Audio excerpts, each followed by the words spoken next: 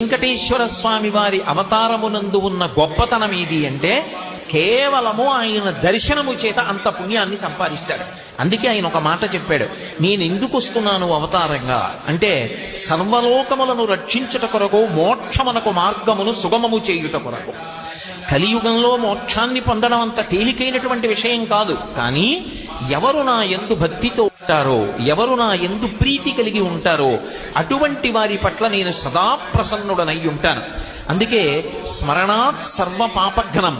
ఒక్కసారి వెంకటాచల క్షేత్రాన్ని కళ్ళు మూసుకుని ఆ 7 కొండలు తలుచుకుని, ఆ 7 కొండలు, 7 కొండల మీద ఉన్నటువంటి ఆనందనిలయ విమానం, ఆనందనిలయ విమానంలో పద్మపీఠం మీద నిలబడినటువంటి ఆ స్వామి యొక్క దివ్యమంగళ విగ్రహాన్ని, ఆ దివ్యమంగళ విగ్రహం యొక్క వైభవాన్ని, ఆయన నిలబడేటటువంటి రీతిని, ఆయన పట్టినటువంటి ముద్రల్ని ఒక్కసారి స్మరించినంత మాత్రం చేత స్మరణాత్ సర్వపాపఘ్నం, ఆ స్వామి పేరు వెంకటేశ్వర.